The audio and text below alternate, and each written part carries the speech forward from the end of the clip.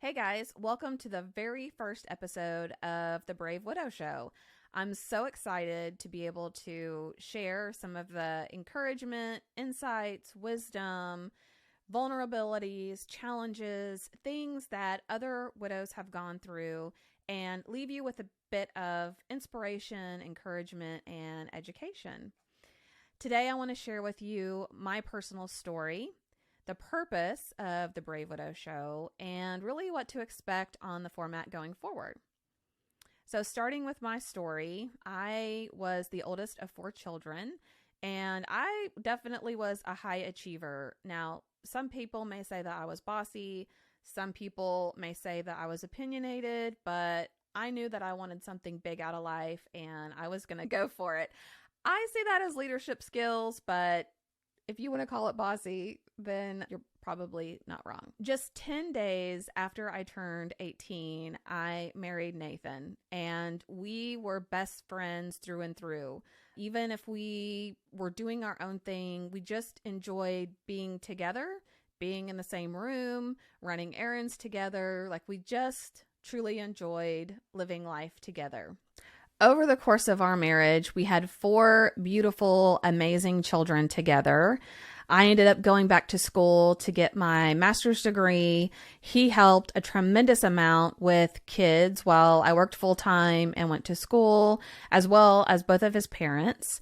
And really, it allowed me to focus on career, school, and achieving some of the personal goals that I had for myself and also for my family. Over the course of my 20-year career, I really found a home in healthcare, and I worked myself up from being a temporary person in a damp basement filing papers all the way up to a senior vice president and executive in the revenue cycle space within healthcare. I traveled quite a bit, about 50% of the time, and worked a lot of hours, but the partnership that I had with Nathan really helped support that. It was an amazing career experience. I'm so grateful and blessed for the opportunities I had there, the mentors that I had there, and all of the valuable things that I learned during that time. While pursuing that career, over the course of that time, it really made sense for Nathan to be a stay-at-home dad, take care of the kids and everything around the house while I focused on my career and pursued some of those goals that I had. Nathan is an amazing cook, and he would cook frequently for the family. He would chauffeur the kids everywhere they needed to go. He would make sure that everything was handled around the house and the bills and finances and the property and all of those inner workings of our family, that those were all taken care of. I didn't have to worry about any of that. And that was a huge, incredible blessing for me, knowing that I didn't have the stress of taking kids to doctor's appointments and dealing with the school and doing some of those things outside of their events, of course, which I would attend and be there to help cheer them on. 1 month shy of our 20-year wedding anniversary, I lost Nathan unexpectedly to COVID, complicated by double pneumonia. We were both sick with COVID and pneumonia for weeks. He ended up in ICU for about 11 days, during which time they put him on a ventilator. And unfortunately, he ended up passing in July of 2021. Not only did I have the loss of my best friend and my partner in life, but now I also had almost an implosion of the inner workings of just day-to-day things that were keeping our family afloat and keeping us running and humming. All of a sudden, I had to learn more how to cook, how to log into all of the accounts to get the bills paid, how to coordinate things being done around the house, how to mow the lawn, how to do all of these things that he just handled on a normal routine basis. I vowed really early on that I would not let myself die with Nathan. The grief and the raw pain and just the overwhelming combination of your brain not functioning the way that you normally do. Widows get widow's brain, which is basically a massive brain fog. So you have this complication of I'm in grief and I'm grieving for this person. Now I'm also just trying to function like a normal human being, which seems very difficult. And now I'm also taking on all of these additional tasks and responsibilities. And I could easily understand, especially in those first few weeks, why spouses often die soon after their spouse dies from broken heart syndrome. I didn't know how I was ever going to feel any sense of normalcy, any sense of having hope again, any ability to laugh for the future, or even to dream. Nathan and I had so many dreams for the future. We had our retirement plan worked out. We knew exactly what we wanted to do. And I felt like in an instant, all of that was gone. And I started reevaluating everything and wondering, do I still want to do that? Is that now a goal I still want to have for myself? Or will I ever make a plan with someone else? Or was that just something that was ours and that we wanted to do? All of that felt very uncertain and difficult to navigate. But I made a promise to myself that some way, somehow, I was going to get out of that pit of grief and despair, and I was not going to let myself die with my spouse. One of the things that was so crucial to getting through this horrific experience is my faith in God. And while it was very tempting to ask why, to be angry or to be bitter, I was really just in a moment of shock. And I distinctly remember one time there at the end, Nathan was in the ICU, been in the ICU for about 11 days.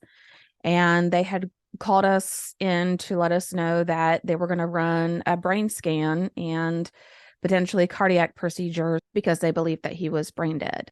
And essentially, if they ran these tests and they found that he had no brain activity, then legally they could declare him dead and pull the plug on the ventilator and everything that was keeping his body alive in the moment. They ran the tests. I remember Nathan's family was over with me at my house, and when they gave us the call to come in to discuss, I just remember being in the car and driving to the hospital and just praying. As I drove in the car to the hospital, nervous about what they were going to say, I just prayed the entire way back to the hospital.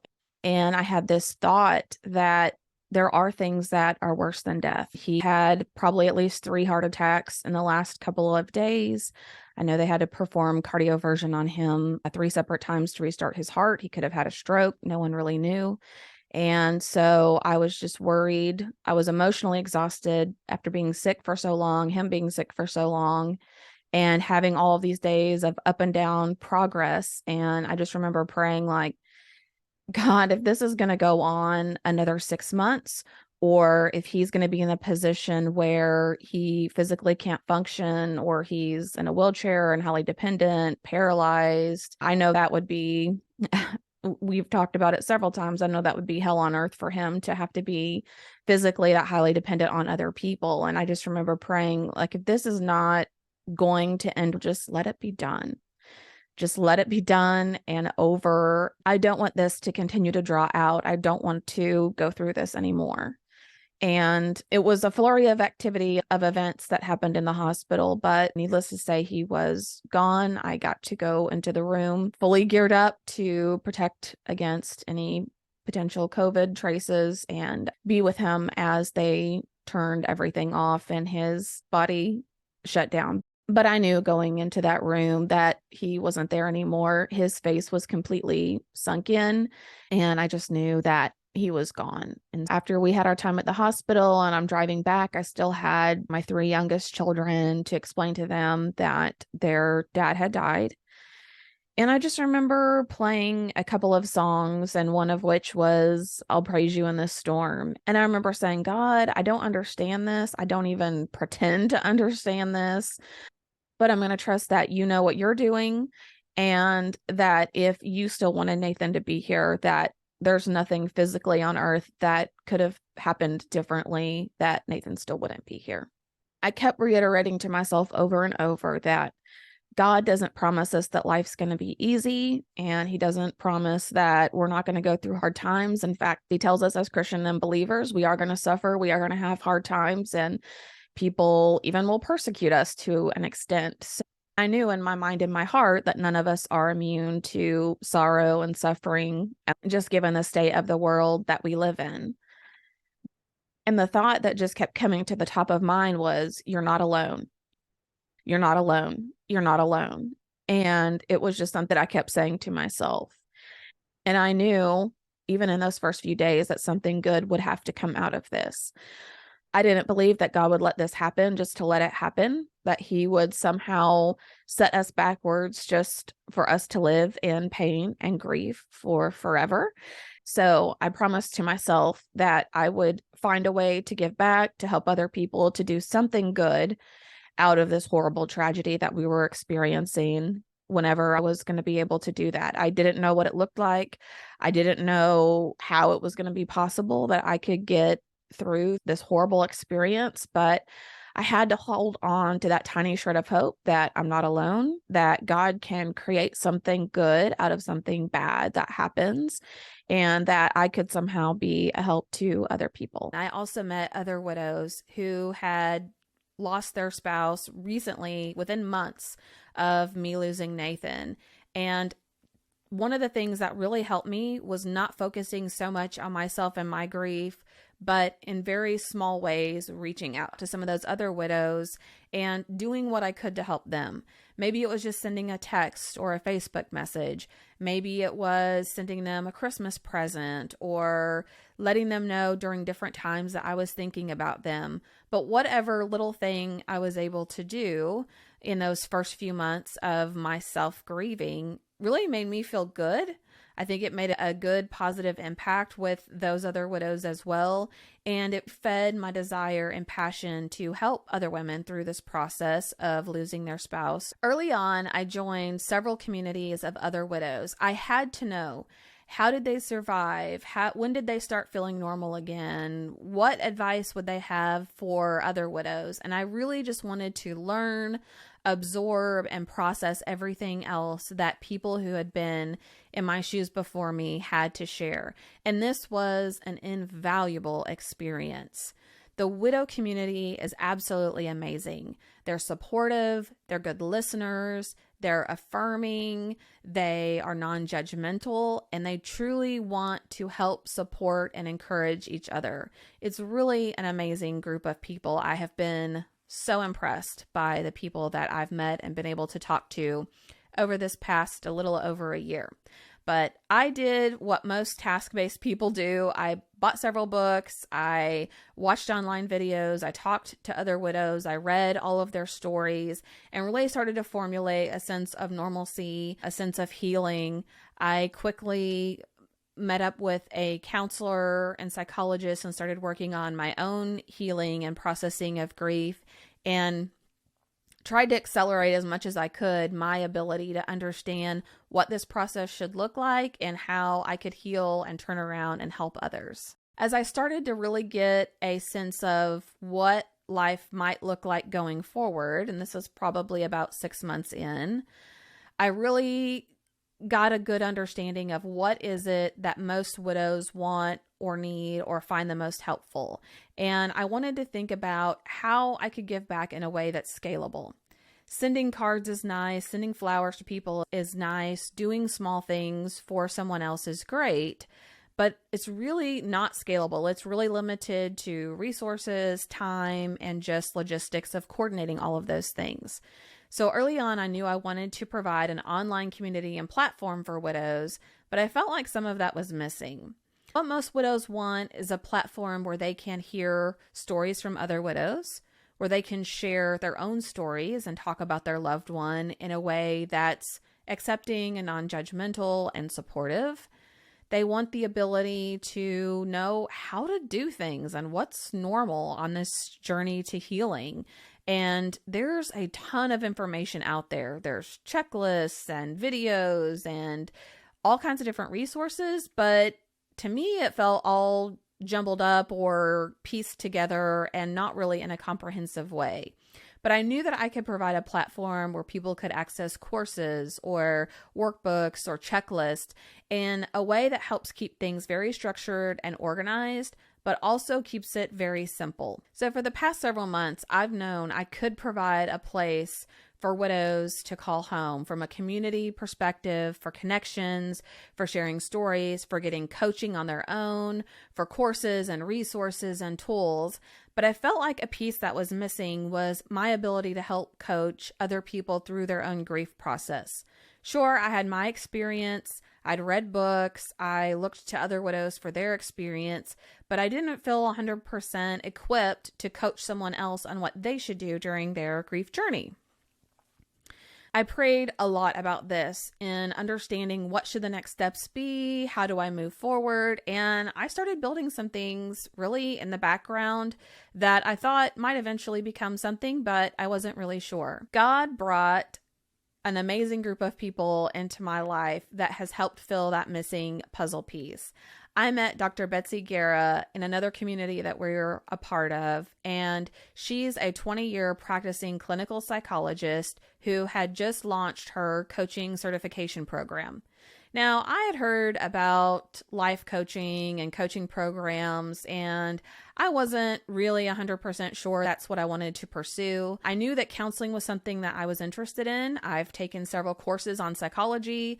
I even enrolled in a counseling program for a while, but I never really feel like it brought everything together, especially from a faith perspective. Typically in counseling, even in a faith-based program, faith was more of something on the side or something that if the client brings it up, you can bring it up, but not something that we really counsel and teach from. And so I didn't end up staying in that program, and I still just felt like everything was very segmented out. What I loved about Betsy and her program of what she was doing is she has suffered a personal, immediate family loss. So she has also done a lot of specifically grief coaching. She has brought into her program elements of psychology, of counseling and the models, and of coaching and the benefits that are buried in coaching, of building a business and a coaching program for clients of your own.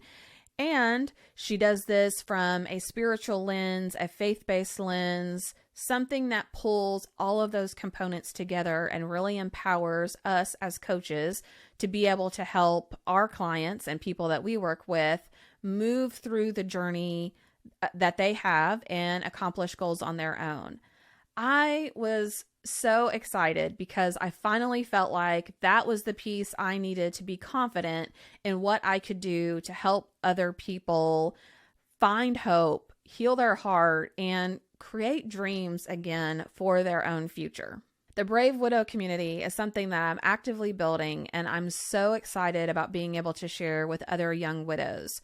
We're going to have forums where people can connect with other widows. We're going to have courses where people can learn how to do different tasks or things that maybe they've never done before, where they're going to be able to focus on their healing journey, on dealing with grief, on being able to move forward without leaving their loved one behind, and really start thinking about how they can create a new part of their life and a new future for themselves instead of feeling like all of that has been taken away from them.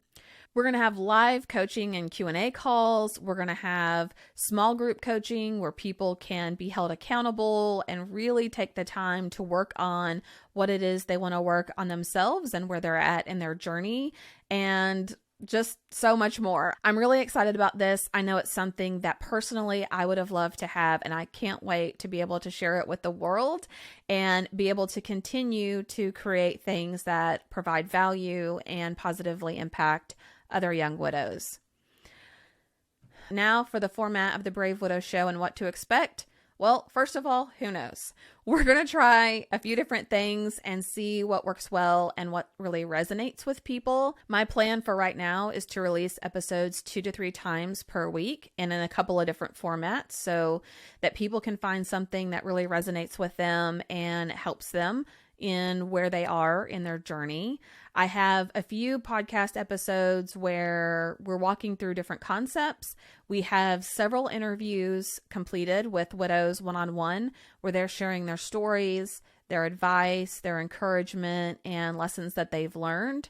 And we even have a couple of panel podcasts set up where you can hear from a panel of folks on their thoughts around things like how to survive the holidays, grieving a loved one, different perceptions on timelines, like how long should you wear your wedding ring? How long should you wait until dating? How long should you do whatever it is for our folks that are widowed? And you'll get to hear all kinds of different opinions. So we have a lot of great content lined up, recorded, underway, and I can't wait to be able to share and I can't wait to be able to release that. And I can't wait to be able to release that and share it with you. All right, guys, thanks for hanging out with me on episode number 1 of the Brave Widow Show. I would love to be able to help you heal your heart, find hope, and dream again for the future. I have some free resources for you. If you want to check those out, just head on over to bravewidow.com/free. Again, that's bravewidow.com/free. Thanks, guys.